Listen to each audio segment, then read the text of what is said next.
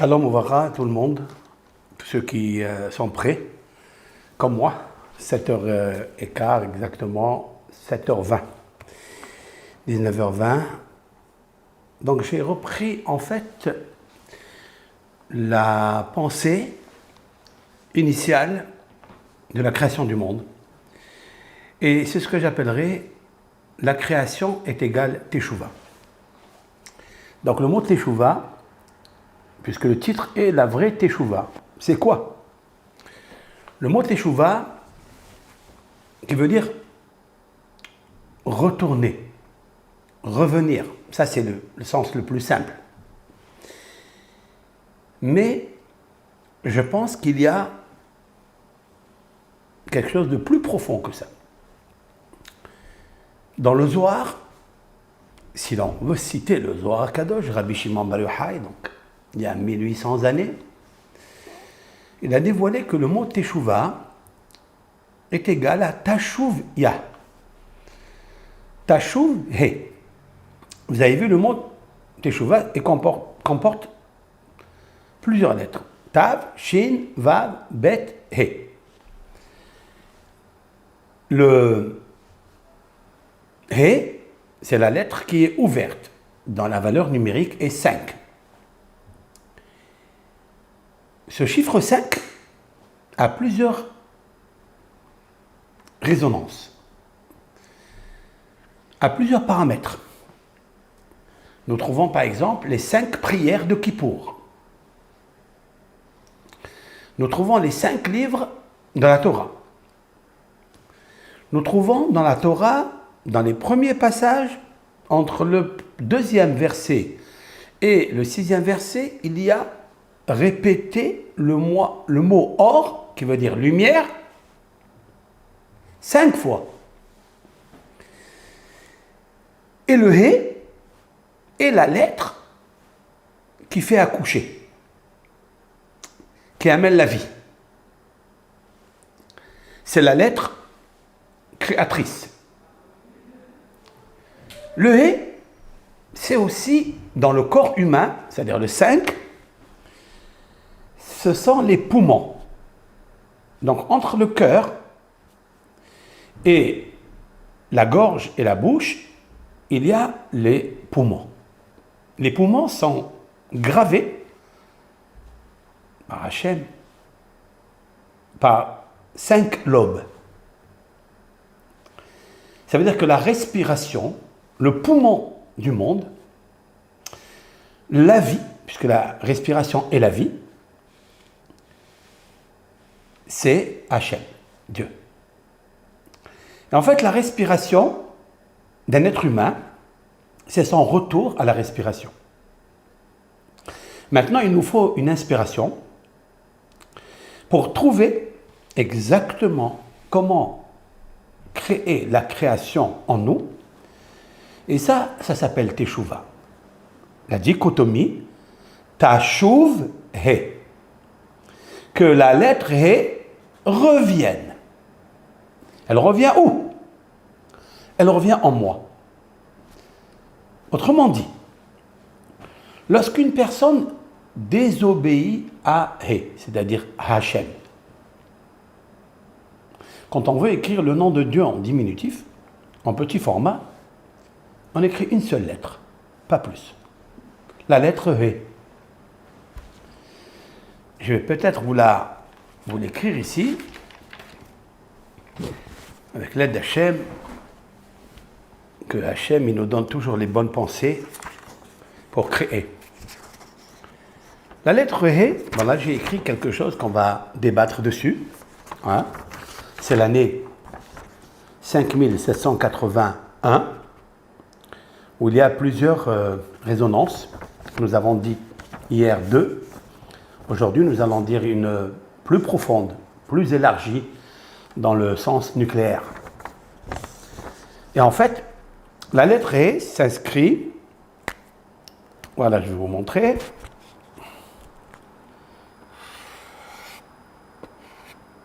Voilà. La lettre E, c'est celle qui est en bas, celle-là, E, c'est un toit un mur. Il y a ici un petit Yud, et elle est ouverte ici. De ce côté, elle est ouverte. Et ici, c'est l'infini en bas. En bas, ici, c'est la terre. La terre, celle que nous foulons. Nous foulons les pieds. Mais la profondeur de la terre s'appelle les profonds des abîmes. Et c'est l'infini. Ici, la lettre He est ouverte. Pourquoi la lettre He est ouverte? Parce qu'elle est la lettre créatrice de ce monde. J'explique. Puisque tout notre but à Rosh Hashanah, c'est de récupérer les 5 lumières. Nous allons commencer à Rosh Hashanah, c'est l'embryon, et nous allons finir à Kippour. Nous allons commencer le premier Tishrei, c'est-à-dire donc demain soir, Shabbat, puisque ça tombe Shabbat, et nous allons continuer du 1 du mois jusqu'au 10 du mois. Pourquoi c'est ainsi? Pourquoi l'Éternel a fait en sorte que Moshe Rabbeinu descende le jour de Kippour avec les deuxièmes tables de la loi, après avoir obtenu le pardon de la faute du veau d'or. Il est monté le premier Elul, c'est-à-dire le mois que nous allons terminer, et il est resté jusqu'à Kippour 40 jours. Puis, nous savons très bien que la Torah nous dit, le premier jour de Tishrei, vous sonnerez le chauffard. Vous sonnerez le chauffard pour vous libérer. Libérer de quoi? Ça, c'est 1. La deuxième chose, du 1 au 10, il y a 10. Qu'est-ce que c'est? Ce sont les 10 jours de pénitence. Il y a 10 jours de rattrapage. Pour rattraper quoi? Rattraper la lettre He qui a quitté, si l'on peut dire ainsi, le nom de Dieu. Qu'est-ce que ça veut dire? Vous savez que le nom de Dieu contient 4 lettres. La première lettre, c'est le Yud, 10. La dernière lettre, c'est le He, 5. Et au milieu, il y a le Vav, qui veut dire 6. Pardon. Au milieu, il y a le Vav, l'avant-dernière lettre. Et celle qui est à côté du Yud, c'est le He. Donc il y a Yud, He. Vav, He.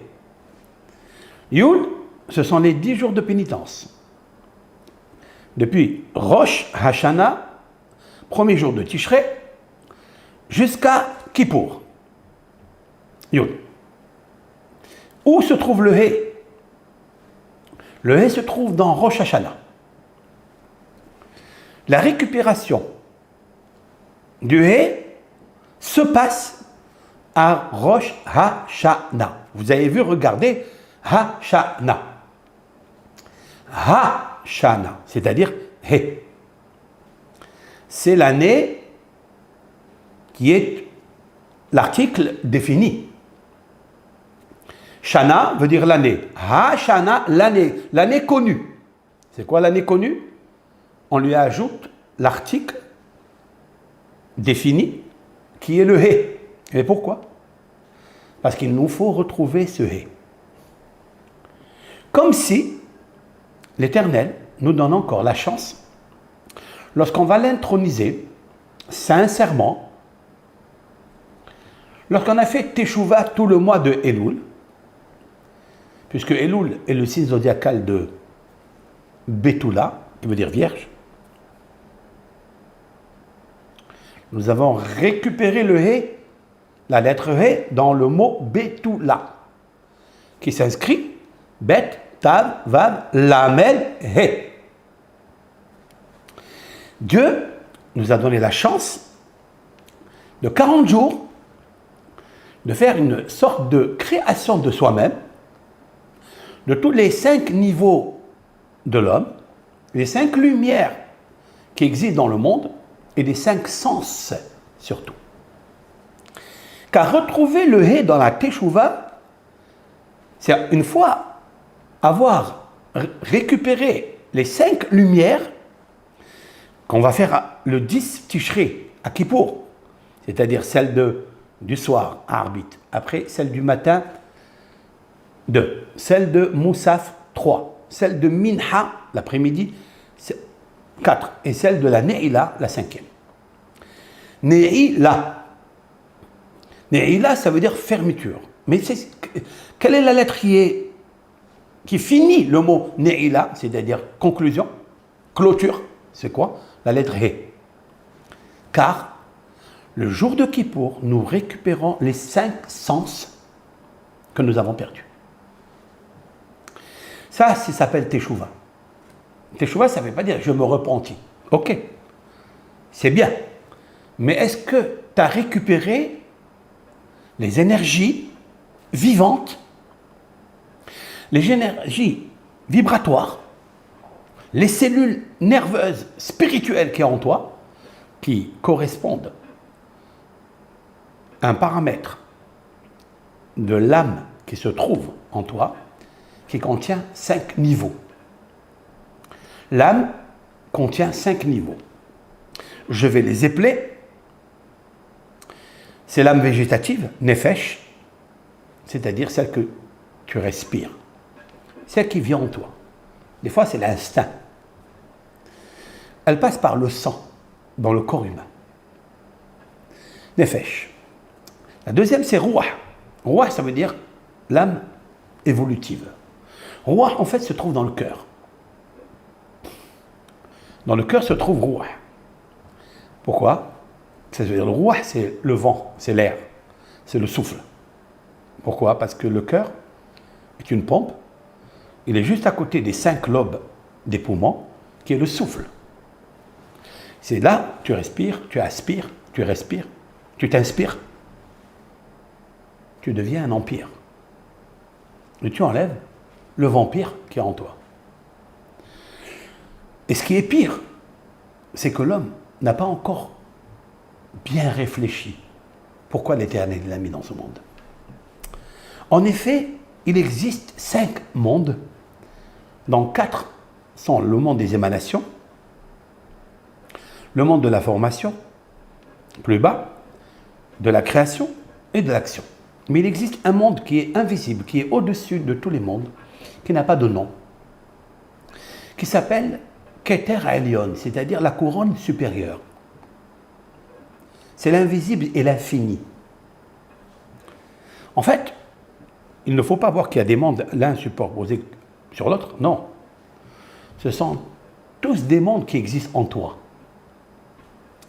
Car tu as une petite puce, très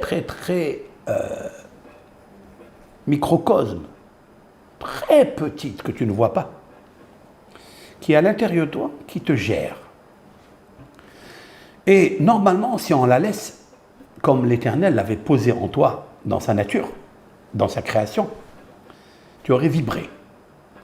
Les énergies auraient vibré de toi. Le réflexe de l'amour, le réflexe de l'attention vers l'autre, le réflexe de l'attachement à Dieu, le réflexe du bonheur, de la paix, tous ces réflexes qui sont liés avec des caractères, avec des midotes, des qualités, sont en toi. Qui les gère? Ce sont les 5 niveaux qui existent en toi, dans le spirituel, qui sont invisibles, mais que tu le ressens en toi. Lorsqu'une personne se dévoie, car quel est l'homme? Quel est le commun des mortels qui ne fait pas de faute?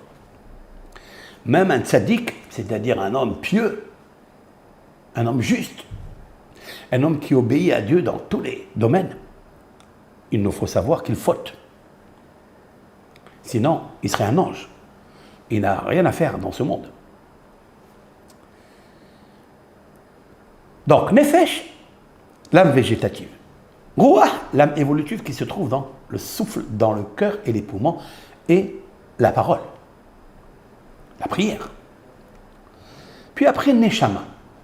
Neshama est celle qui est l'âme émotionnelle. Voilà, c'est un niveau un peu plus grand, parce que je peux avoir l'âme instinctive, végétative, mais sans âme, c'est-à-dire sans intelligence.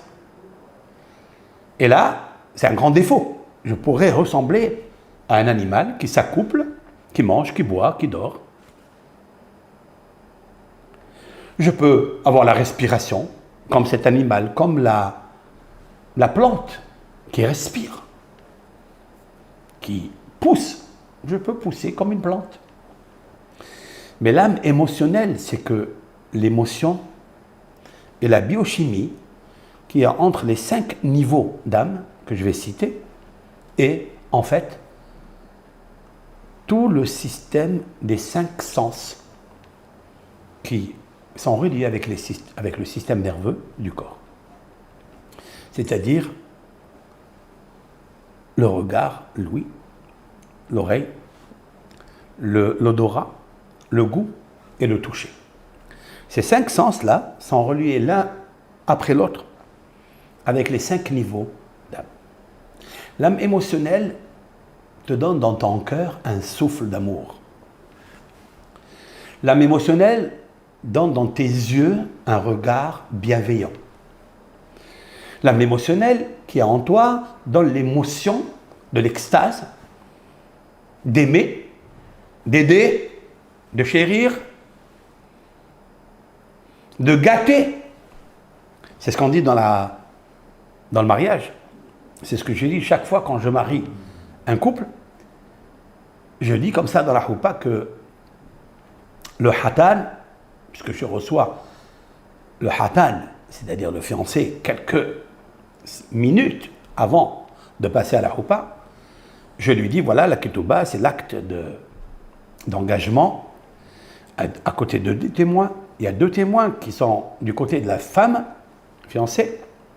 Ces 2 témoins vont écouter ce que l'homme s'engage à la vêtir, à la nourrir, même si elle a bon appétit, et à la chérir. La nourrir, la vêtir, la chérir dépend d'une action, dépend d'une intelligence, dépend de l'émotion. Cette émotion est reliée avec l'âme.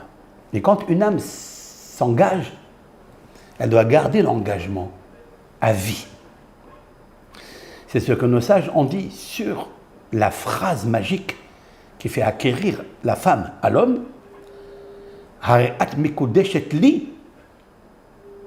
Que le hatan, des fois, il oublie ou il n'a pas appris, ou on lui a mal appris. Il dit, lorsqu'il met la bague dans l'index de la main droite de la kala, il dit, voilà, tu es marié avec moi. Et nos sages de dire, lis avec moi, avec moi, avec moi, avec moi. Ça veut dire avec moi, avec le moi supérieur. Pas le moi inférieur, l'égoïsme. Pas le moi végétatif, pas le moi évolutif, mais le moi émotionnel, le moi supérieur. Et nos sages d'ajouter, li, ba'olam hazeh ou ba'olam haba. Ça veut dire que tu es fiancé, tu es ma compagne, dans ce monde et dans l'autre monde. D'ailleurs, il est un verset dans les prophéties qui dit Ve'erastir li le'olam, et je te fiancerai à moi le'olam, à jamais. Il n'y a pas de limite.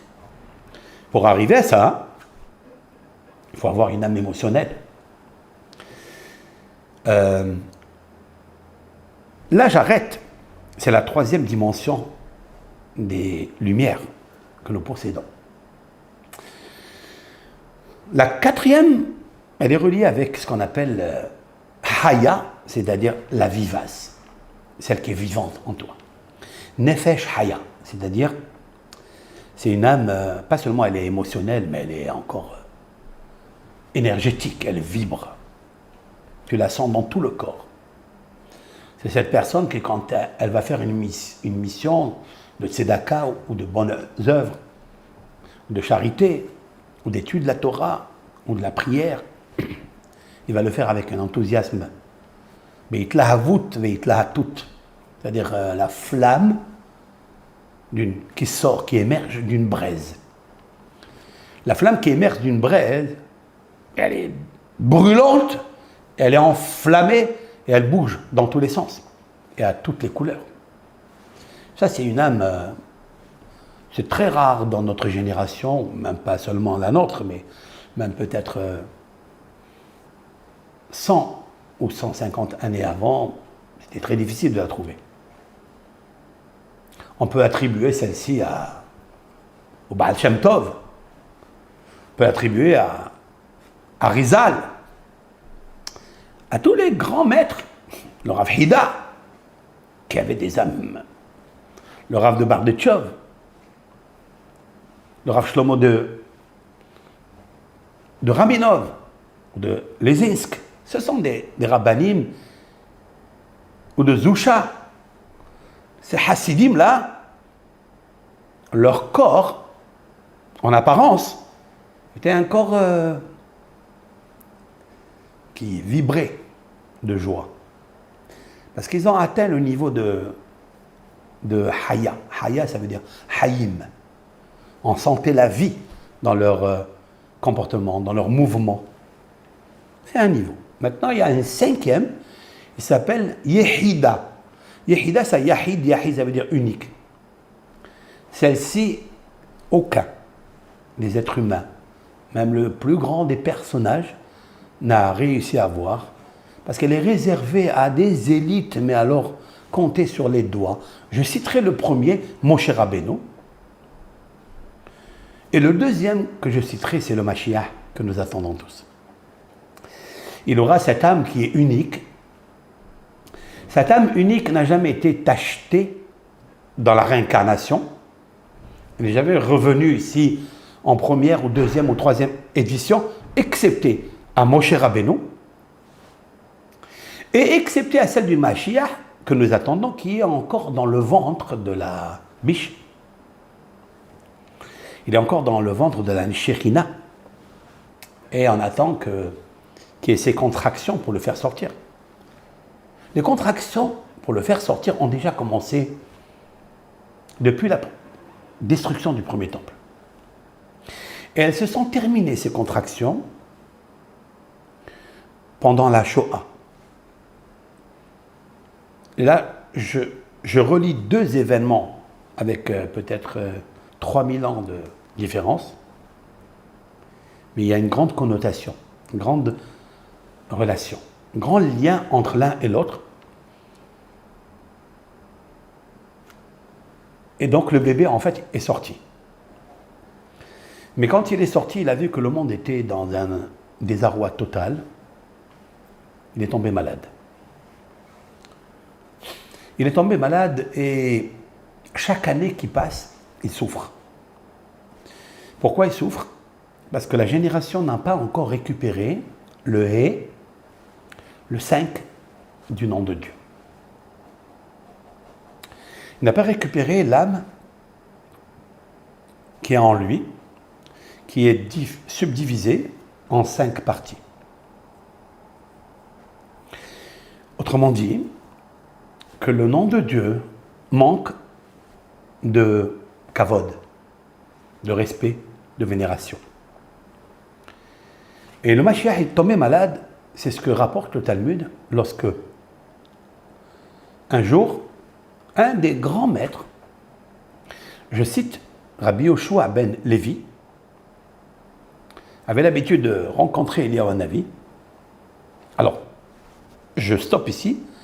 Quand je dis la rencontre Eliyahu Hanavi, attention, tous les grands écrivains, commentateurs de la Torah, notamment le Abar Benael, qui était le ministre des Finances du roi de Portugal, qui a écrit un sublime livre sur la section de la semaine. avec une autoroute d'écriture, des questions pertinentes, des réponses avec des fondements reliés à la vie, reliés à tous les 7 sens. Avar Benal dit que chaque fois que l'on dit que tel Rav, il a rencontré Eliyahu Hanavi, ça n'est pas un Eliyahu Hanavi physique. Ça, il faut être cartésien pour ça. Il ne faut pas tomber dans la folie et dire que tel Rav, il a reçu Eliyahu Hanavi. Non, c'est pas vrai. Il n'y a aucun Rav qui reçoit Eliyahu Hanavi. Cependant, il peut recevoir une intelligence à l'intérieur de lui, et cette intelligence, elle est reliée avec une des qualités de Eliyahu Hanavi. Ça veut dire qu'il se sent tellement bien. Alors il se peut qu'il la reçoive en étant réveillé, mais en écartant tout ce qui est matériel de ce monde et en se reliant dans le rêve, dans le songe, avec un esprit pur. Et les grands sages du Talmud, les docteurs de la Mishnah, et auparavant, bien avant, ils connaissaient le secret comment rentrer en fusion avec cet esprit saint de Eliyahu Hanavi. Donc dans le songe, après avoir enlevé le mensonge, le sheker, de lui, lorsqu'il s'est débarrassé de la jalousie, de la haine gratuite, de la course aux honneurs, eh bien, il a récupéré le hé de Hachem. Et dans le hé de Hachem, dans le rêve, comme il est là dans une, on appelle ça, une situation de bonheur, amplifier la tranquillité, la plénitude, là, son âme, c'est-à-dire l'esprit végétatif, il reste dans le corps, l'esprit évolutif sort, puisque c'est de l'air, c'est du vent, c'est du souffle, il sort du corps et il va contacter l'âme. L'âme ne bouge jamais de là où elle se trouve. On peut recevoir des étincelles de l'âme émotionnelle, mais il faut faire beaucoup de travail.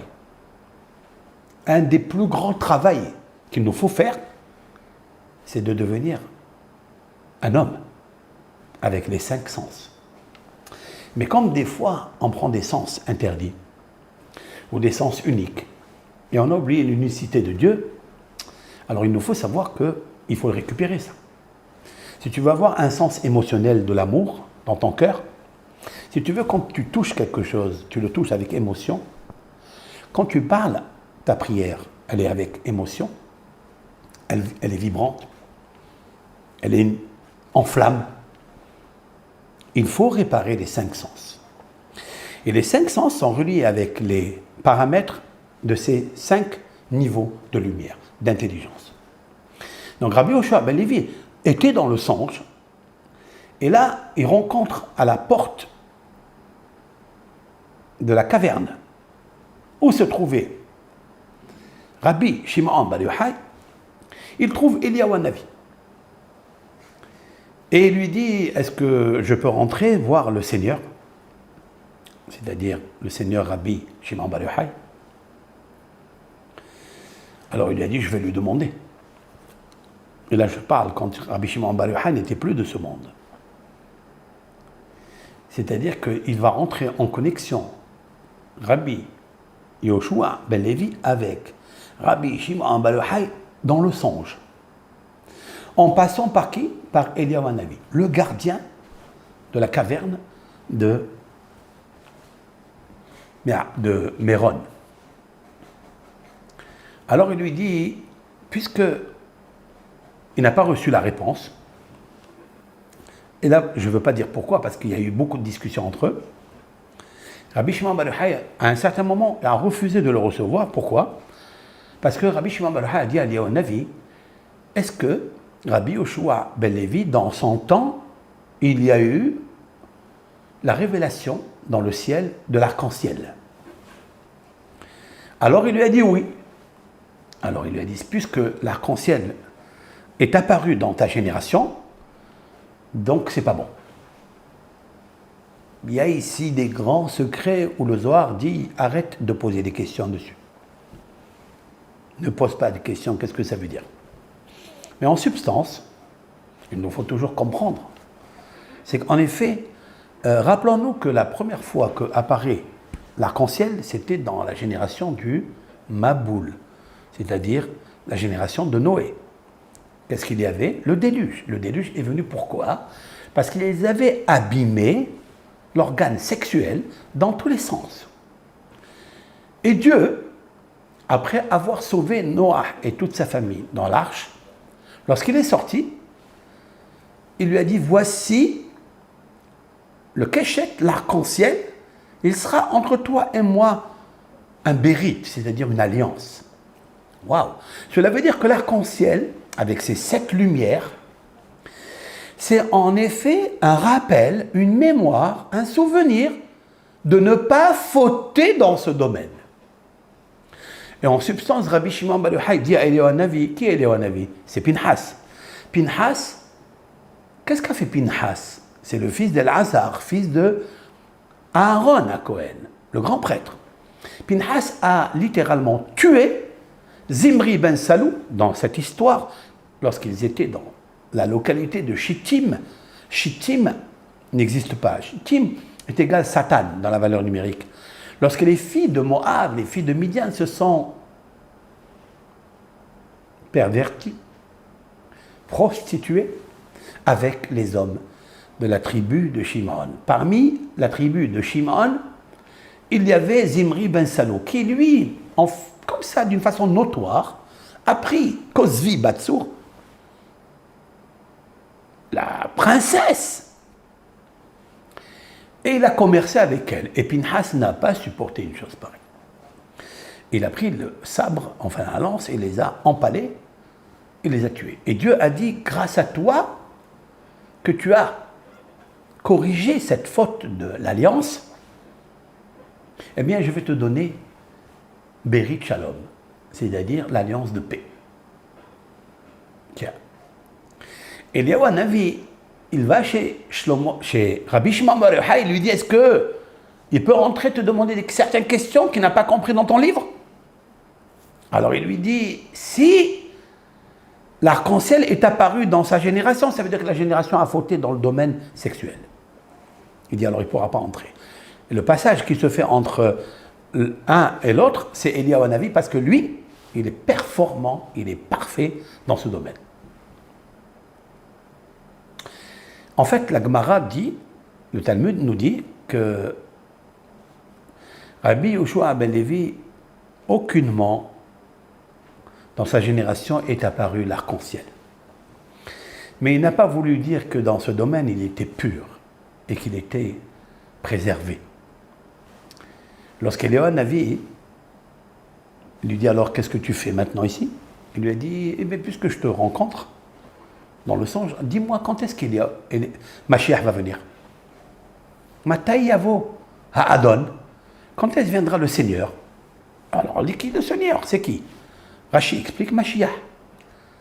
Et où il est? Je peux savoir où il est maintenant dans notre génération. Alors lui, il dit, il est à Rome. Il a dit, comment je vais aller là-bas et je vais le rencontrer, je vais le reconnaître. Il lui a dit, eh bien voilà, tu vas trouver que cet homme-là est plein de blessures. Et dans chaque blessure, il y a un pansement. Et chaque fois qu'il guérit d'une blessure, il enlève un pansement, mais il a une autre blessure qui arrive avec un autre pansement. Qu'est-ce que ça veut dire? Et Eliyahu Hanavi lui a donné l'adresse, il est parti, et il a vu en fait que Mashiach souffrait. Stop. Tout ça, c'est dans le rêve. Parce qu'en effet, il ne va pas faire de Méron un saut quantique, comme une onde qui fait des sauts quantiques, qui va aller directement à Rome. C'est pas ça. C'est que dans le rêve, on lui dit deux choses. On lui dit qu'en fait, Rome, c'est Édom, Édom, c'est Esav, c'est elle qui a détruit le deuxième temple. Alors que Mashiach devait venir dans la création du premier temple. Mais nous n'avons pas réussi. À cause de quoi? À cause de l'adultère qu'il y avait. Et en fait, le deuxième temple était détruit par Édom, donc Rome, le Vatican, etc. À cause de quoi? À cause de la haine gratuite. Donc, ce n'est pas la paix. Donc, s'il n'y a pas la paix, il y a un avis, il lui dit, écoute, tu ne peux pas connaître Mashiach. Autrement dit que lorsque la paix éclatera dans le monde, cela veut dire que nous nous sommes améliorés à récupérer l'alliance parfaite. Et on ne verra pas l'arc-en-ciel. Maintenant, Mashiach est né, mais il est fatigué, il est malade. Qu'est-ce que ça veut dire? En fait, il faut savoir que chaque génération en génération est un air messianique. Et l'Éternel amène des pansements à des blessures. Je dirais, en substance et clair, de façon directe, que l'année 5780 était un vrai pansement de la blessure du virus dans notre génération. Et nous remarquerons que l'Éternel, il amène des, entre guillemets, des catastrophes dans le monde pour cause de nos fautes, car nous sommes tous associés à cela, et il amène des pansements pour guérir les blessures. Et en fait, dans le songe, on vient dire à Yehoshua ben Lévi, waouh, Yehoshua ben Lévi. Yehoshua, c'est ce nom qui est magnifique, c'est le disciple de Moshe. Yehoshua, c'est l'anagramme du mot Yeshua, c'est-à-dire la délivrance. Ben Lévi, le fils de Lévi, c'est quoi les Lévi? C'est en fait les Kohanim, les prêtres. Mais c'est aussi l'évaïa, l'accompagnement. Car nous attendons Eliyahu Hanavi pour accompagner le Mashiach. C'est ça en hébreu, Lévi, l'évaïa, accompagner. Et en effet, ça s'appellera le Léviathan. Le Léviathan, c'est quoi? On dit que c'est un grand poisson qui fait 26 coudées, 26 mètres. Et bien sûr, il ne faut pas comprendre, car ça sera de la folie de comprendre comme le texte le dit, alors qu'il est caché et il recèle des secrets interminables. Des secrets qui font aimer l'âme de l'homme à l'âme de Dieu. En fait, c'est le nom de Dieu, quoi.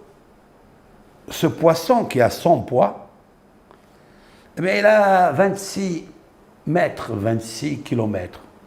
Le chiffre 26, c'est le nom de Dieu. Autrement dit, que quand est-ce que Dieu va nous accompagner pour délivrer son monde et que tous les peuples de la terre, les familles de la terre, montent à Jérusalem pour se prosterner devant lui, accompagner Dieu dans sa gloire, Léviathan, avec toutes les âmes des pieux, des tzadikim, comme il se passe d'ailleurs tous les soirs.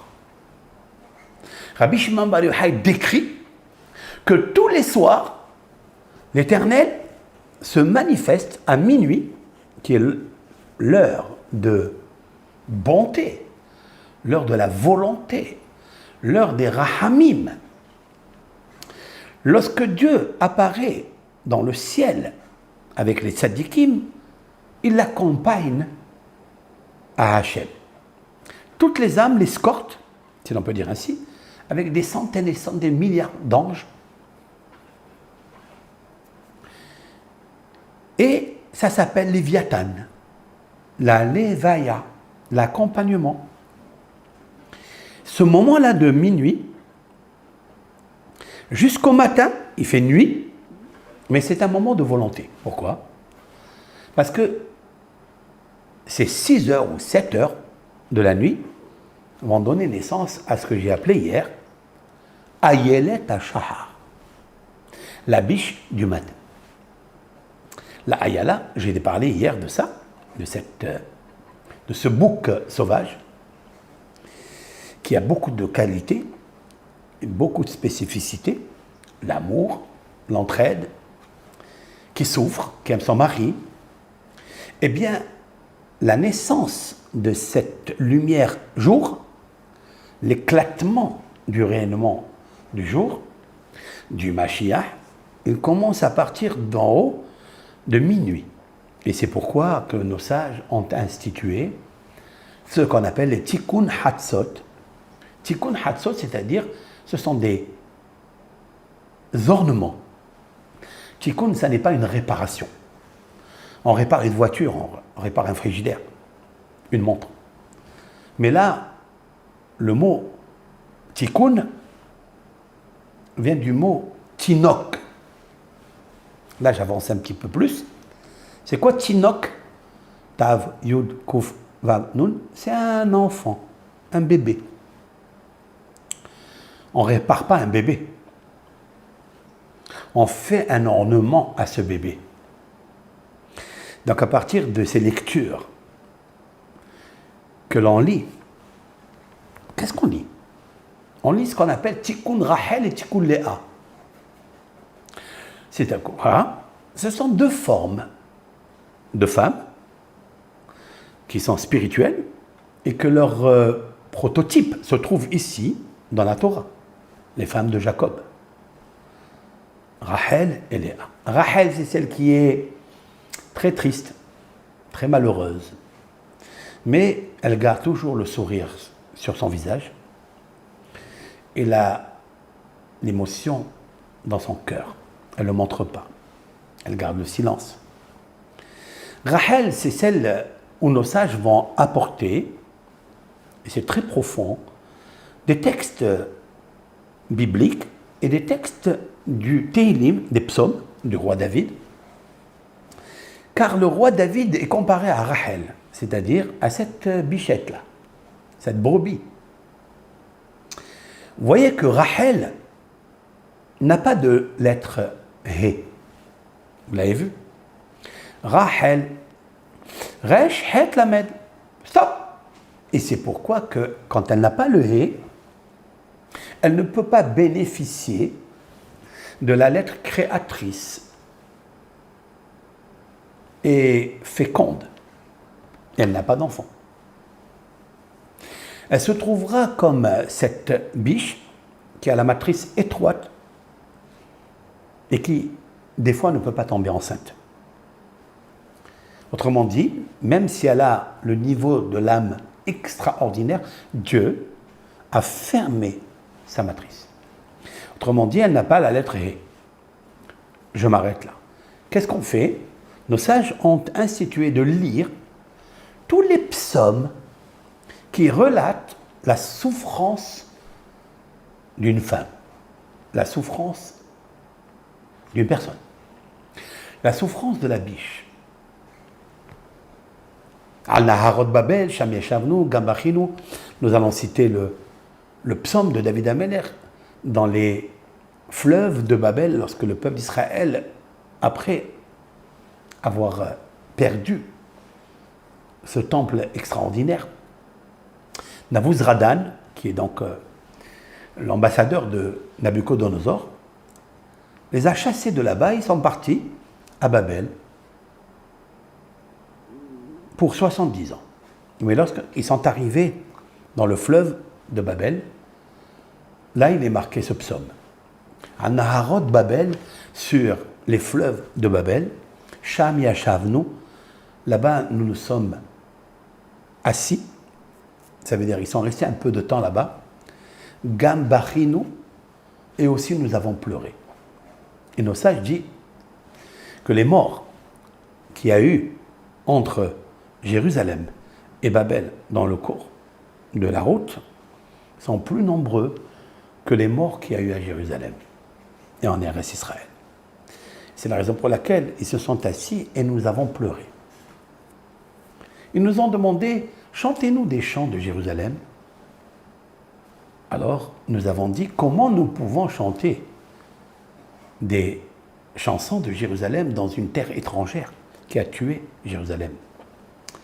Et là, nos sages de poser une question, comment nous pouvons chanter? Comment? Ah ben chante, prends la guitare et chante. Alors nos sages disent non.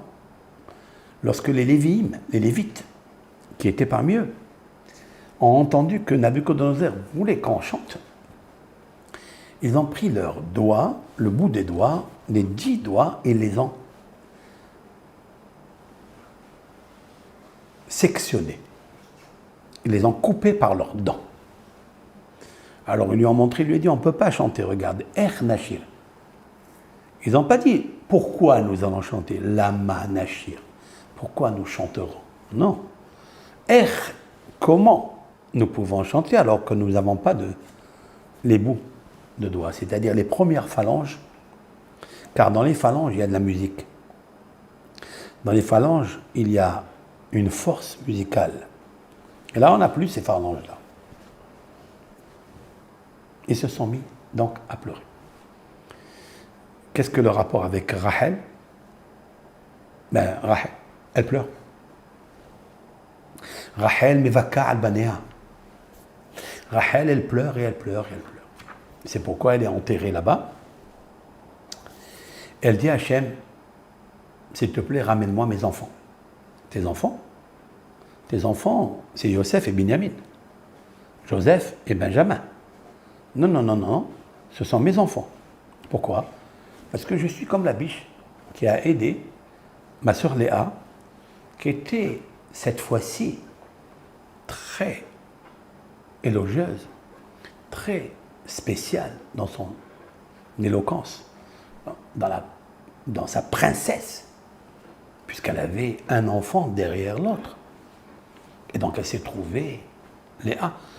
Et donc, nous lisons d'abord les psaumes qui relatent la difficulté, la nuit, et puis après le jour. On passe à Léa, Tikkun Léa, ce sont les passages les plus beaux du Télim où on relate l'amour d'Israël avec Dieu, l'amour de David Améler quand il fait Teshuvah, et ainsi de suite, ainsi de suite. Donc vous voyez ici que ce qui se passe en bas se passe en haut. Et c'est pourquoi qu'on a ces modèles, comme Rachel et Léa, pour nous rappeler que Léa, elle a la lettre He en elle. Et que Rachel n'a pas la lettre He. Donc elle est privée de la lettre He. C'est pourquoi Léa, elle est féconde. Qu'est-ce que fera Rachel? Par sa modestie, elle dit à Yaakov, son mari, qu'elle aimait tant Esther aimait Ahashverosh, elle lui dit, prends ma servante Bilha, elle s'appelait Bilha, et marie-toi avec elle. C'est-à-dire, aie un enfant avec elle, comme ça je peux me construire. Tiens. Waouh. On va rentrer un petit peu dans la tête psychologiquement. Qu'est-ce qu'elle ressent, Rachel, ici? Rachel, elle est en difficulté et elle veut s'occuper de l'autre. C'est-à-dire, elle prend sa servante et elle la rend la femme de son mari. C'est-à-dire, elle crée sa propre rivale. Pourquoi? Parce qu'elle aime son mari. Son mari, il a envie d'avoir des enfants, 12. C'est comme ça qu'on lui a dit dans la prophétie. Rachel ne peut pas. Rachel a dit, bon, au moins je donne ma servante pour mon mari. Waouh, c'est possible ça? Ça ressemble à quoi? À cette biche qui souffre. Et lorsque ses camarades, ils viennent lui dire, tu ne peux pas nous donner un peu d'eau? Elle va s'occuper d'eux et elle va souffrir. Elle va rester dans la souffrance. Vous avez vu? C'est la relation que je fais avec le cours d'hier. Maintenant, elle a choisi Bilha. Waouh! Comment le ciel a fait en sorte que Bilha, qui s'inscrit, Bet, Lamed, He, 2 fois la lettre He. Par contre, Léa, elle avait un He. Sa servante de Léa, elle s'appelle Zilpa. avec un seul hé. Voilà, il y a deux hé. La servante et les a, deux hé. Mais Rachel n'en a pas, tandis que Dieu a bien programmé les choses. Que la servante de Rachel s'appelle Bilha, qui contient dans son prénom deux hé. L'un pour elle, c'est pour ça elle s'appellera Béla, voilà le nom de Béla d'où il sort. Et la lettre hé qui reste, ça sera pour Rachel. Cette fois-ci, quand on ajoute la lettre hé dans le prénom de Rachel, elle s'appellera Rehela. C'est quoi Rehela? Raché Hodashim le'amecha nakata. J'explique. Le début des mois à ton peuple tu as donné. Qu'est-ce que fait Dieu le début de mois? Eh bien, il rend enceinte le mois, la lune. Il commence par un petit embryon, par une petite semence. Puis cette semence-là, elle grossit, elle arrive au 15. En fait, elle arrive au 15, elle est grande. La matrice de la lune, elle est magnifique, majestueuse.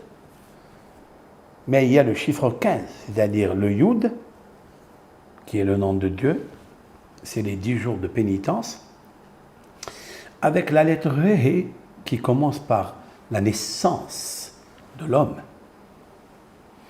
Et donc, tout se rejoint. Maintenant, Rachel, elle dit à Jacob, donne-moi, prends Bila, pour que je puisse me construire par elle. Tiens, ça veut dire quoi? Ça veut dire que, en effet, la lettre Ré est tellement puissante, et toute personne qui a dans son prénom la lettre Ré, il est fécond, il est prospère, il a des chances, beaucoup de chances. C'est vrai, j'ai une question. Sarah, elle était stérile. Voilà qu'elle a lettre Ré, mais c'est pas une question.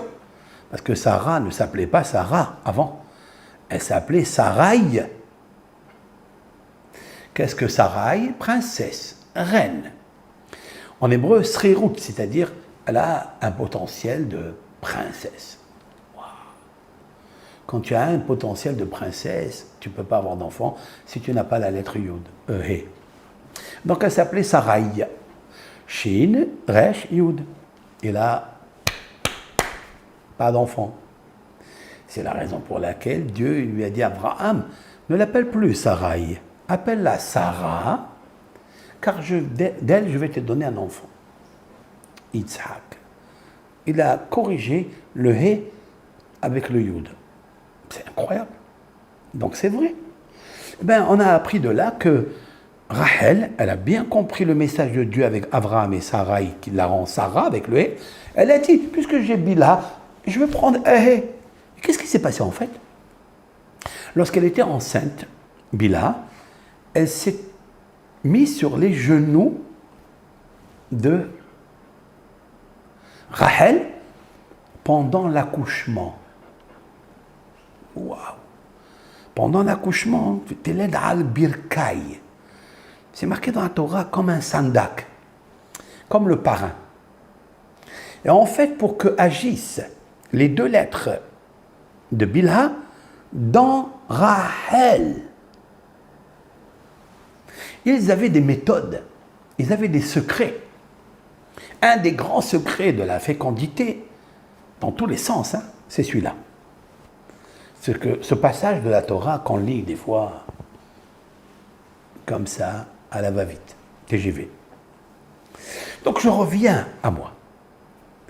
Lorsque je viens à Rosh Hashanah, je vois que Sarah, Rachel et Hannah, je trouve ça fabuleux. Pourquoi? Parce qu'ils sont rentrés en fait dans la matrice de la lettre He. Hannah, elle avait la lettre He, Sarah, elle a la lettre He, et celle qui a reçu la lettre He, c'est aussi Rachel par Bilha. Et donc, les trois matriarches ont reçu de Dieu la fécondité. Qu'est-ce que ça veut dire? Je vais maintenant je vais simplifier les choses. En effet, quand je fais Teshuvah, Cela veut dire quoi? Le Zohar HaKadosh, Rabbi Shimon bar Yochai, je vous ai dit déjà, Tashuv He, que la lettre He revienne. Qu'est-ce que ça veut dire? Ça veut dire que si maintenant je n'ai pas de fécondité, je ne suis pas prospère, je n'ai pas de bénéfice, je suis triste, etc., ben, c'est parce que tu as perdu la lettre He. Maintenant, il faut prendre une bila. Il faut prendre une bila. Qu'est-ce que ça veut dire? Prendre un Rosh Hashanah et introniser l'Éternel. Et dans ces 5 lumières, depuis Rosh Hashanah jusqu'à Kippour, le chiffre 10, et créer à l'intérieur de toi la prospérité. En ramenant la lettre He, tu vas ramener les 5 sens à l'intérieur de toi. Pas seulement des sens végétatifs ou évolutifs, mais des sens émotionnels. Lorsque ces 3 matriarches chantaient à Dieu, priaient à Dieu, elles ne faisaient pas ça par un système robotique, par un système bestial, par un système automatique, comme nous, on le fait. Mais elles faisaient ça comme la sonnerie du chauffard qui sort avec une force. Tiens. Qu'est-ce qu'il y a dans le chauffard? Ben, le chauffard, en fait, c'est une biche, c'est un ayal, c'est une ayala qui a la matrice où le sonneur du chauffard met ses lèvres côté droit pour sonner. Elle a le petit trou. Elle a une matrice qui est très petite. Mais plus en allant en prolongeant la suite du chauffard, il y a une ouverture comme ça, plus grande. Alash, lama, pourquoi? Porque? En espagnol, pourquoi? Parce qu'il vient nous apprendre à Kadosh Baruch Hu le plus grand secret de la terre. Mina metzar karatia anani bamerhavia. C'est un psaume que nous lisons tous les Rosh Chodesh, le début du mois. Chaque début du mois, on lit ça. On lit le Hallel. Ce sont des psaumes de David. Et David, il dit, de l'étroitesse, je t'ai appelé. Et tu m'as répondu dans la largesse. Car la largesse n'existera jamais s'il n'y a pas la petitesse et la détresse. En fait, la largesse est la résultante seulement de la tristesse et de la petitesse, de l'étroitesse. C'est quand Sarah était Sarai, suivez-moi. Ça veut dire qu'elle a fait le petit ou de la petite lettre, c'est-à-dire la petite matrice, qui ne pouvait pas avoir d'enfant. Mais Dieu lui a dit, puisque tu m'as appelé de cette petite étroitesse, tu m'as appelé, tu as pris ta tête et tu l'as mis dans un trou, comme la biche pour prier à moi. Gava, tu as saisi l'occasion, tu as déchiré les cieux par ta prière. Alors je t'ai mis la lettre He, la largesse, l'ouverture. L'ouverture. Et j'ai ouvert ta matrice. Même que tu étais une femme bien âgée, 90 ans, lorsque tout a flétri, tout a affalé dans son corps, elle a retrouvé la jeunesse. Waouh! Ça veut dire que la lettre He, c'est aussi donner la vivacité, la jeunesse. C'est le renouveau. Et quand est-ce qu'on lit ce verset à Rosh Chodesh? Parce que Rosh Chodesh, c'est le renouveau. Quel est le plus grand Rosh Chodesh, le plus grand de l'année? Le premier et le plus grand, Rosh Hashanah. Maintenant, écoutez bien. Le Rosh Hashanah, il faut savoir, si je prends une graine de tomate, je prends cette petite graine et je la plante. Il me sort une tomate. je prends la tomate, je l'ouvre, j'ai mis une graine et il y en a à l'intérieur, on ne peut pas exagérer, au moins une vingtaine. Tiens.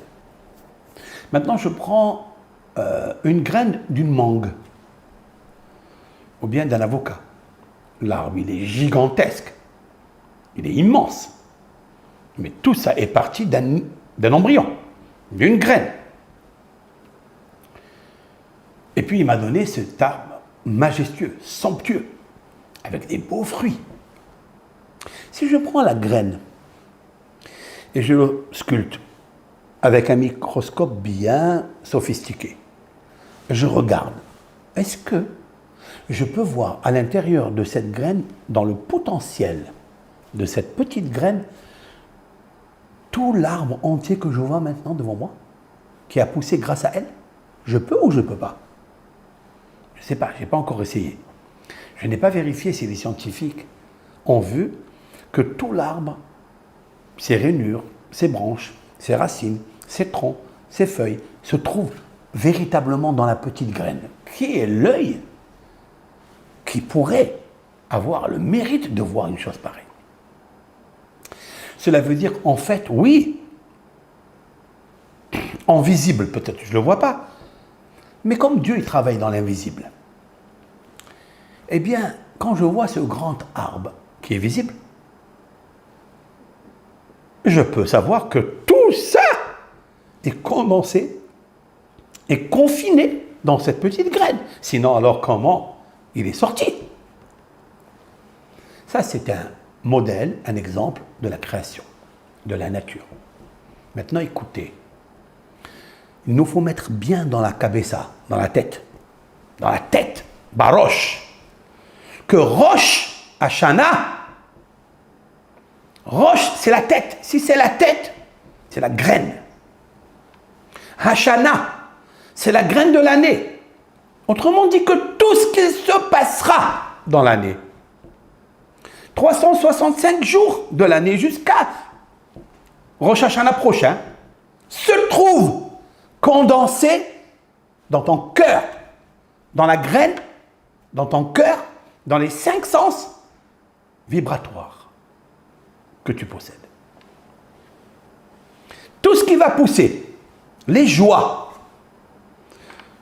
les bonnes affaires, les shidurim, les mariages, la parnassa, la santé, tout se trouve dans la graine qui se trouve dans la tête de cette année.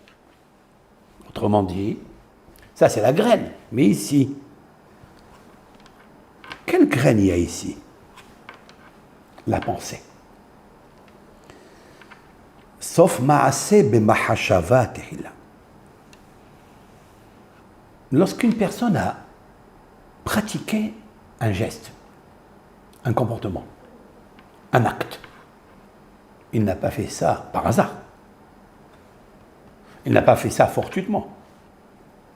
Il n'a pas fait ça improvisionné. Il a pensé d'abord.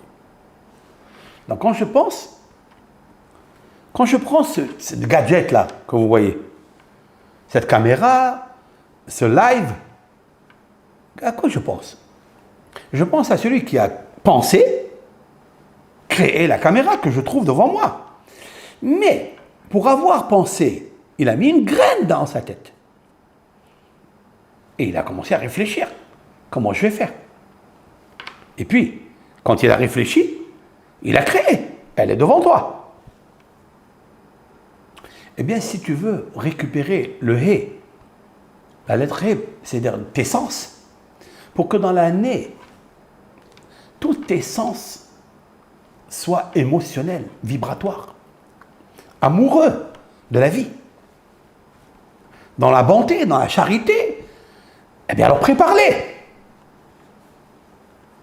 Tu commences à les préparer à Rosh Hashanah, et pendant 10 jours, jusqu'au jour de Kippour, tu vas les retrouver. Ou dans les 5 prières. Dans les 5 prières seulement, pour que les 5 prières se passent bien. Parce que, qu'est-ce que les 5 prières? Les 5 prières, ce sont la soumission à Dieu. Je dis à Hachem, je fais l'aveu que j'ai fauté devant toi. Ce que Dieu il veut, c'est l'aveu devant lui, à son égard. J'ai fauté. Tant que tu n'as pas regretté ta faute, tu continueras à faire la faute. Pourquoi? Parce que tu as planté une mauvaise graine.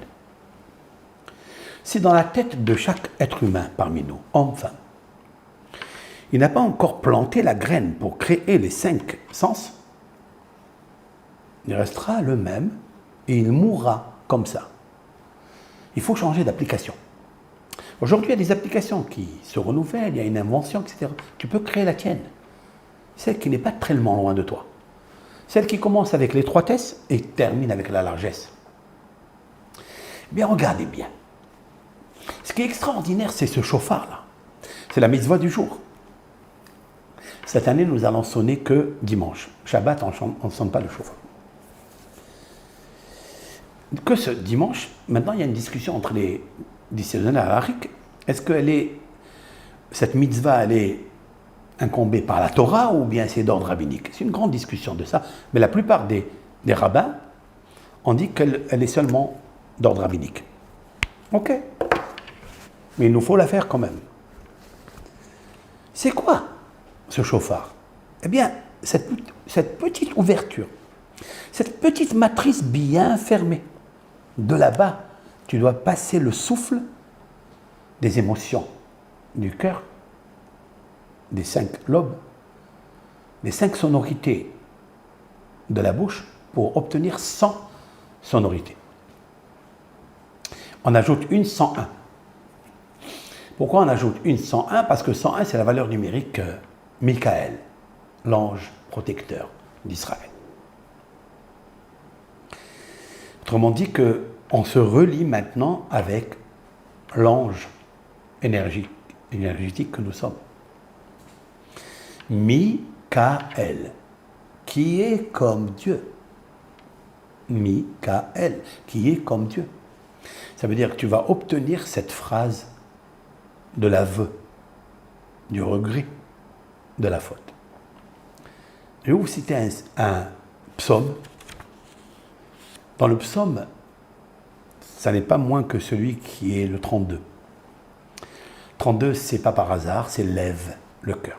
Parce que tout se trouve dans le cœur. Et plus que ça, le cœur distribue tout, dans tout le corps. Le cœur, c'est 32. Dans la valeur numérique théosophique, c'est des réduites. 30, c'est 3. Et 2, c'est 2. Donc ça fait 5. En fait, c'est tout. Ce que je viens de parler se trouve là, dans le cœur. Maintenant, comment faire que le cœur reçoit la super vitamine de la joie pour réparer les fautes? Il faut lire ce psaume.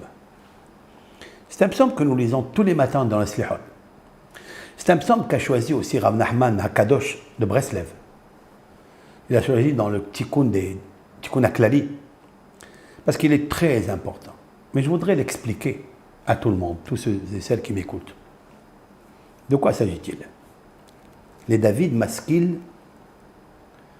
David Maskil, c'est-à-dire que David, il a essayé de maskil, c'est Sechel. Sechel, c'est, il voulait mettre la graine dans son cerveau.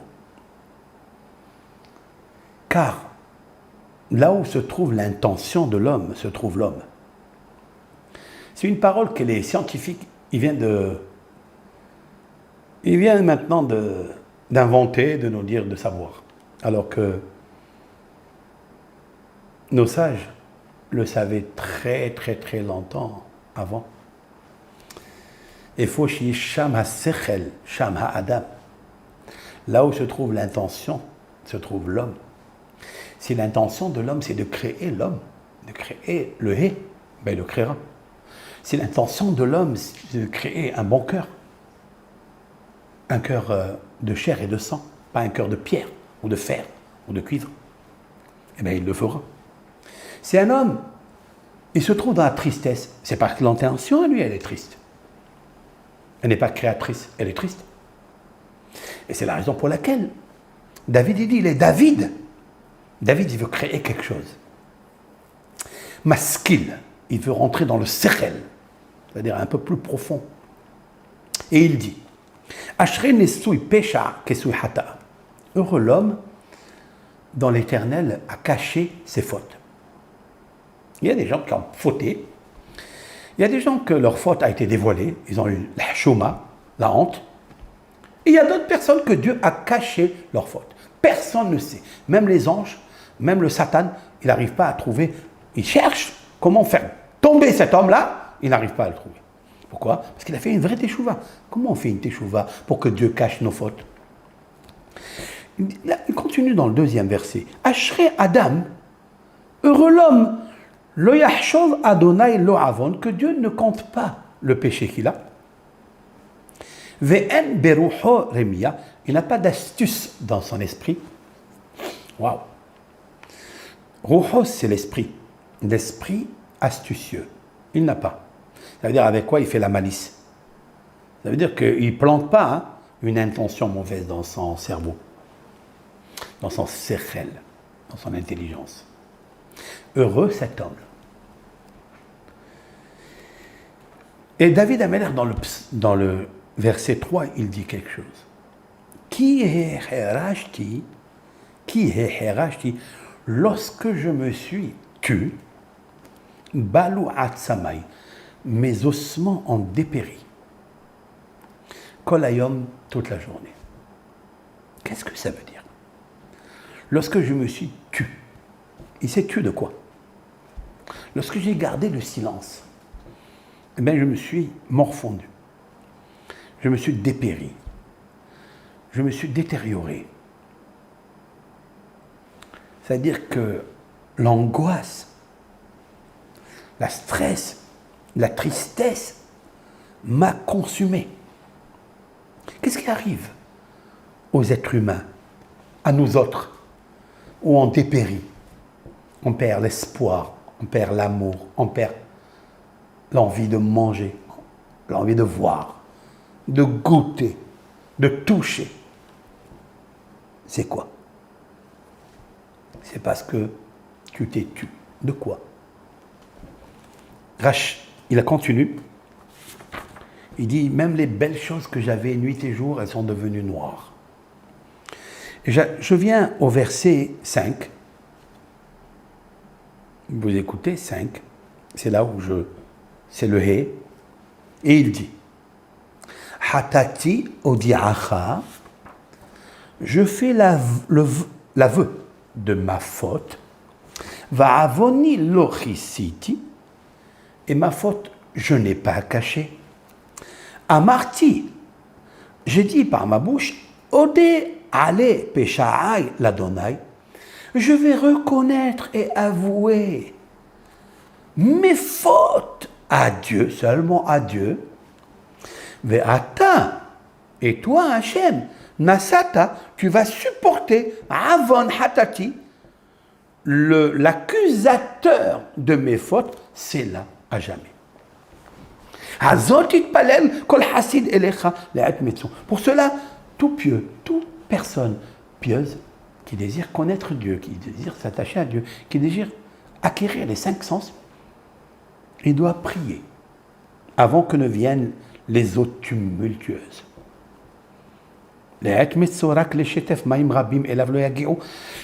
Avant que n'arrive le maboul sur lui. De quoi s'agit-il? De quelle eau tumultueuse il s'agit ici? Ce sont tous les pogroms, les exils. Ce sont toutes les difficultés qu'un homme rencontre dans l'année. L'épidémie, le virus, la maladie, l'échec, le désespoir.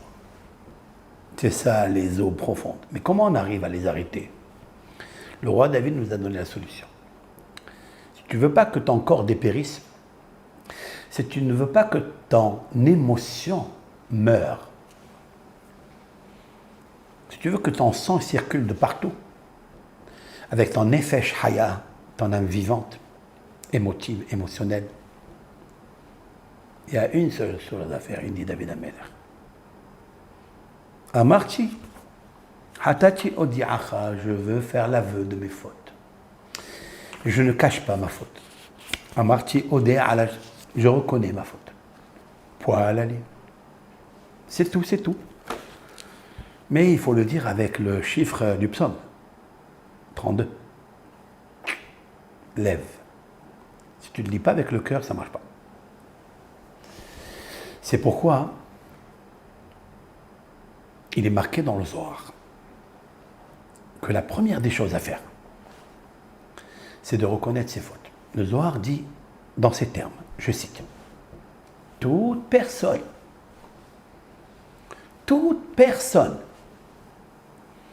qui reconnaît ses fautes devant Dieu et qui lui avoue les fautes,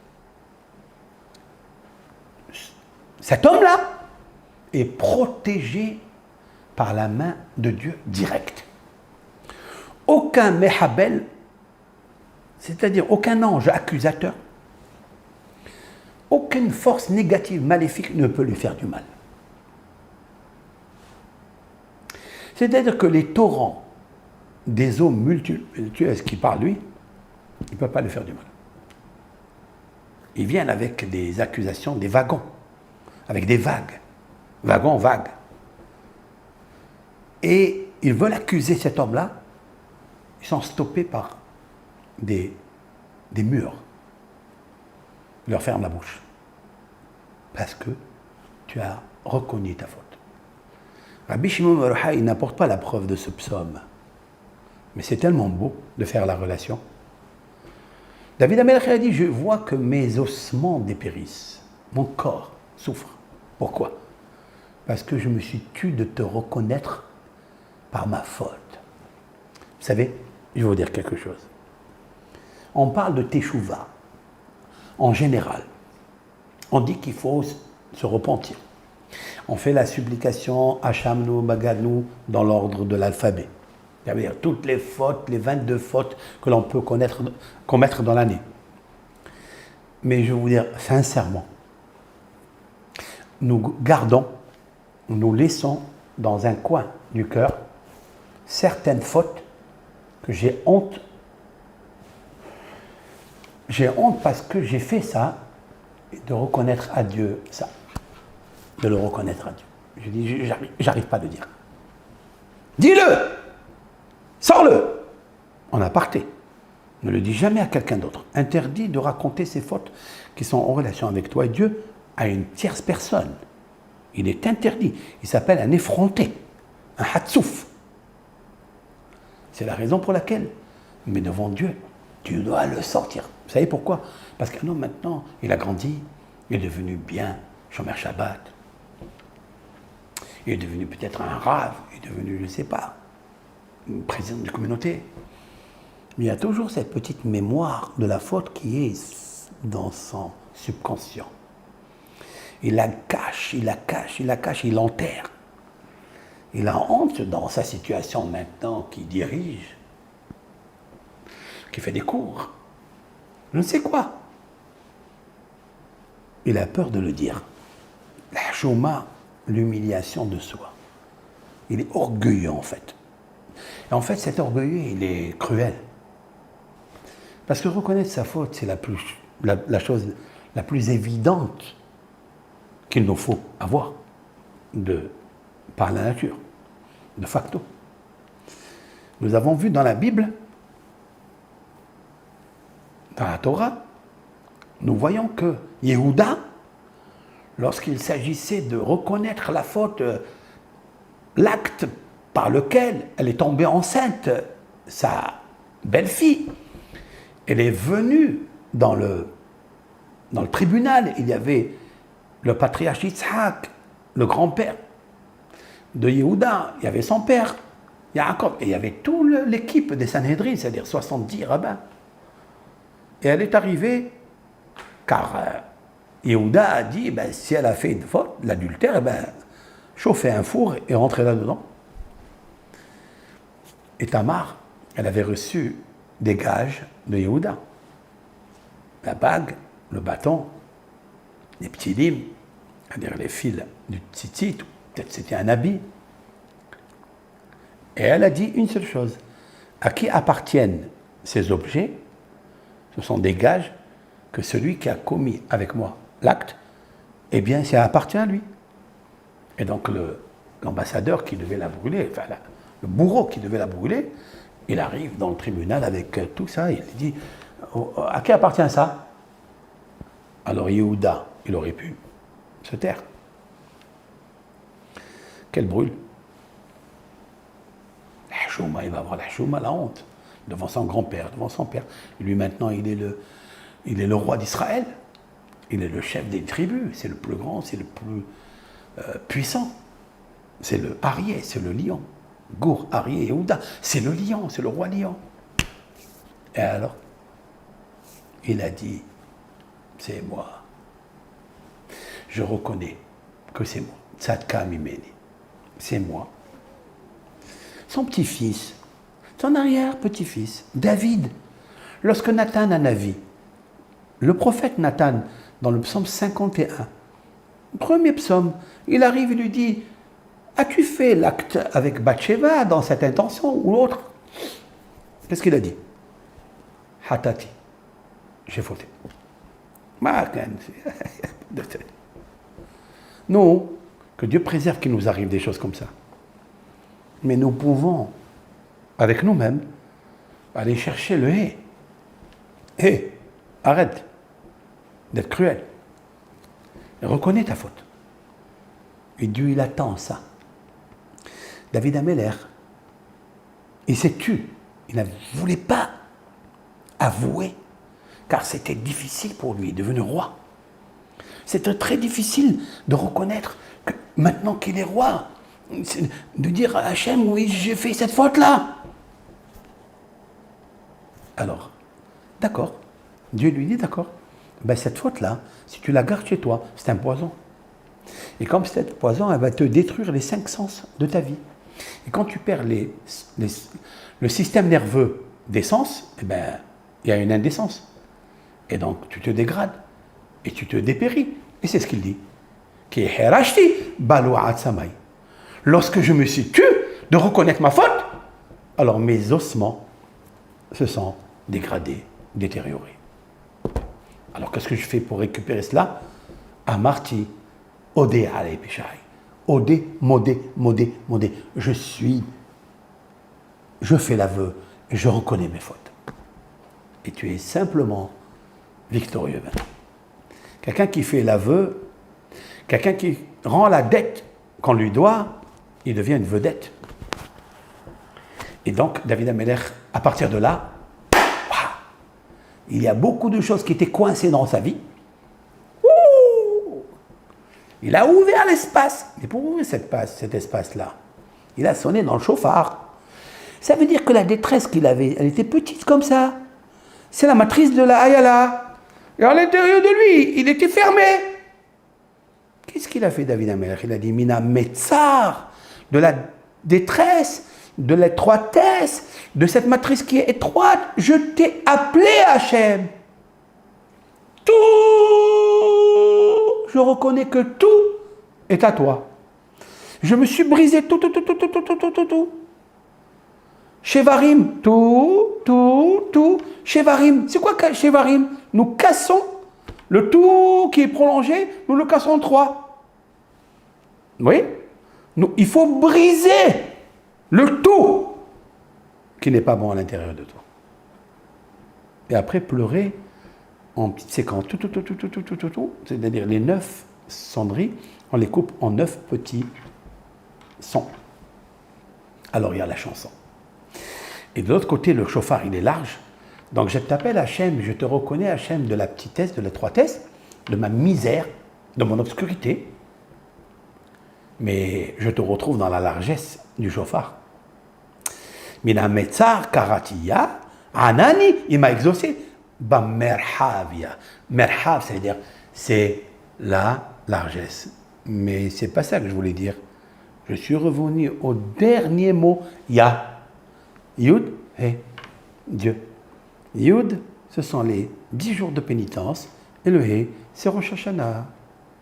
C'est Yud et le He, on va retrouver tout de suite après Kippour, la fête de Sukkot. Et c'est quoi la Soukha? Et comment elle est formée? Et qu'est-ce qu'il y a dans le mot souka? La lettre E. La lettre E, je forme un toit, un mur et un petit mur ici. La lettre E. Et combien d'espace de hauteur elle doit avoir la souka? 10 tefahim, 10 palmes. Yud, 10, He, le nom de Dieu. Vous comprenez? Quand tu rentres dans la souka, c'est la largesse. Et la souka, c'est quoi? C'est en dénuptial. Dieu, il se remarie avec toi. Et tu pourras retrouver un dénuptial si tu es coincé dans ta vie. Tu peux le retrouver. Dieu, il pourra tout faire changer, le monde entier, pour te le donner. Seulement, juste à Rosh Hashanah, prépare la graine, le potentiel de la graine, pour créer un arbre généalogique, majestueux dans ta vie. Et c'est ça, en fait, la Teshuvah. Je vous dis un Shana Tova, un Shabbat Shalom, et en espérant que cette année, qui est Tashpa, ça, Tashpa, Tav Shin Pe Aleph, c'est-à-dire 5781, il se passe quelque chose. Esh, Taf. Vous avez vu dans la lettre Tashpa, là je lis le Aleph. Il y a le Shin ici. Esh, le feu. Après, il y a le Fait, il y a le Tav. Taf. Taf. Esh, Taf. C'est quoi Esh, Taf? Le feu de Taf. C'est quoi Taf? Taf, c'est la valeur numérique 480. Tav, c'est 400. Fait, c'est 80. 480. H-noir, c'est quoi? C'est la fameuse force féminine qui crée la démence dans l'homme. Elle s'appelle Lamed Yud Tav. Valeur numérique 480. Et c'est ça que je prie que l'Éternel commence à faire rayonner la lumière de Dieu en littéralement brûlant, Esh, Taf, en enlevant les forces négatives, en les brûlant, comme on brûlait l'idolâtrie. Il nous faut brûler l'idolâtrie. Le monde entier connaîtra Dieu une fois que cette force féminine qui cause tous les problèmes de l'alliance, celle qui nous enlève l'alliance avec Dieu, celle qui nous fait perdre les 5 sens, celle qui nous enlève le hé pour féconder, pour réussir dans la vie, qu'elle n'a qu'à brûler cette force négative. Vous comprenez? J'ai un shiur, un cours, si Dieu veut, en expliquant, après Rosh Hashanah, si Dieu veut, que Hachem nous inscrive dans le livre de la vie pour le servir, et dans le même livre, pour le servir, de la parnassa, du shalom, de bracha, tzedaka, vahesed, rahamim, toutes les bonnes qualités que nous attendons, qui nous inscrivent dans ce livre. Mais l'essentiel, c'est quoi? C'est d'inscrire Hachem, inscris-nous dans le livre de la vie. Les ma'anach, c'est pour te servir. Et dans ce même livre, pour te servir, gâte-moi. Tu peux demander ça. C'est ce qui se passe à la fin de la prière. Au début de la prière, on dit « Donne-moi Hachem la vie pour te servir ». Et après, si tu me donnes le livre de la vie, dans ce livre-là, prends ton stylo. C'est son style d'ailleurs, de prendre le stylo, car il a un style particulier, et d'écrire tous les bonheurs que tu as préparés dans la graine potentielle pour créer tout cet arbre magnifique qui brille. Il va y avoir, avec l'aide d'Hachem, depuis l'année Tashpa, 5781, 10 ans, jusqu'à l'année 5791, une révolution mondiale. J'ai une explication avec l'aide de Boré Olam, le créateur du monde, pour expliquer chaque année où elle se trouve dans la Torah, qu'est-ce qu'il y a dans chaque année, à quoi elle correspond dans le système séphérotique chaque année. C'est un travail très laborieux. Et avec l'aide de Hachem, j'expliquerai ça, parce qu'il nous faut faire avancer la biche pour qu'elle élargisse sa matrice pour faire sortir ce que nous attendons, le Mashiach. Le Mashiach, cet homme pieux, cet homme bon, cet homme très intelligent. Alors prions à Rosh Hashanah et que Hachem Barach nous aide, nous aime, parce que nous allons lui avouer nos fautes. Nous allons faire l'aveu, nous allons faire la harata, c'est-à-dire le regret de savoir que Dieu, il m'a tout donné, il me surveille, il me protège, et que je ne sers pas l'Éternel avec joie, parce que mes 5 sens sont dépéris. Pourquoi? Parce que tu n'as pas avoué encore la faute. Quand tu avoueras, ben déjà tu vas être amer. Et lorsque le Yisra, le mauvais penchant, il va te présenter la même faute qu'il t'a présenté hier et avant-hier et tu as succombé, tu vas lui dire quoi? Tu veux me donner encore un verre de poison à boire?